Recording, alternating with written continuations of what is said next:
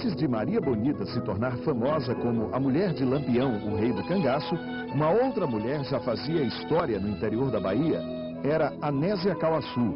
Ela fazia parte de uma família numerosa de pequenos agricultores e comerciantes que viviam na região de Jequié no início do século XX, mas entraram para o cangaço depois de um desentendimento com Zezinho dos Laços, uma espécie de coronel da região.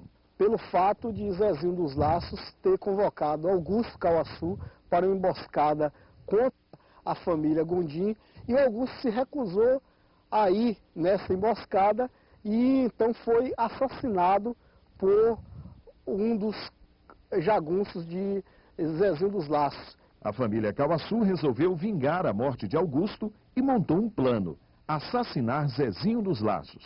Então, Zé Cauaçu, irmão de Anésia, procurou um curandeiro. O Heitor Gurunga manda que Zé Cauaçu apanhe um boi, retire um chifre esquerdo do boi sem matar o animal e traga esse chifre. Então ele confecciona 2 balas e a partir dessa bala é que Zezinho dos Laços, que dizem que tinha um corpo fechado, foi morto na fazenda Rochedo em 1911. A morte de Zezinho dos Laços despertou a fúria do cunhado dele, o poderoso coronel Marcionílio de Souza, que declarou guerra aos Cauaçus. No comando dos cangaceiros Cauaçus estava Anésia, uma jovem que se destacava pela beleza, mas também pela bravura e pelo poder de liderança. Anésia não era a mulher do cangaceiro, diferente de Maria Bonita, de Dadá, de Lídia, que foram mulheres dos cangaceiros. Anésia era a liderança do cangaço.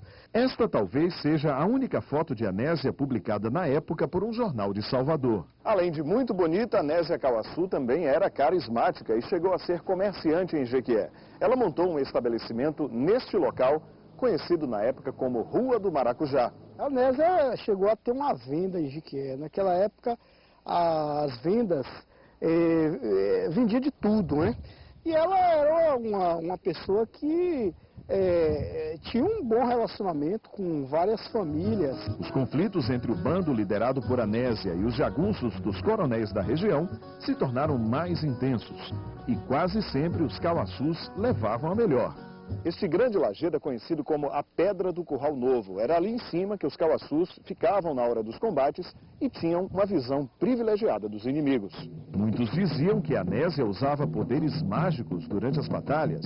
Ela realizava uma reza que encurtava, ou seja, se transformava, desmaterializava e se transformava num toco de árvore, numa rocha, e isso facilitava a luta dos Cauaçus. O número de mortos aumentava e o medo na região também.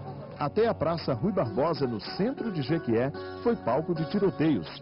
Este prédio antigo, que ficava na praça e era conhecido como Edifício Grilo, chegou a abrigar cerca de 400 pessoas durante os combates, inclusive o juiz e o promotor da cidade. Pressionado, o governo do estado enviou para Jequié tropas da Polícia Militar com o objetivo de acabar com os Cauaçus. A primeira expedição foi derrotada. Na segunda veio um oficial da polícia conhecido como Pisa Macio. O comandante cometia atrocidades em Jequié. Era aqui, no Morrinho da Matança, que Pisa Macio executava com crueldade aquelas pessoas que ele achava que tinham alguma ligação com o bando dos Cauaçus. Muitos inocentes foram mortos. A situação foi de tal maneira que a população de Jequié fez um abaixo-assinado dizendo o seguinte: governador, mande a polícia de volta. Preferimos ficar com os cangaceiros, preferimos ficar com os Cauaçus. Pisa Macio voltou para Salvador e numa outra expedição da polícia, os Cauaçus foram expulsos de Jequié.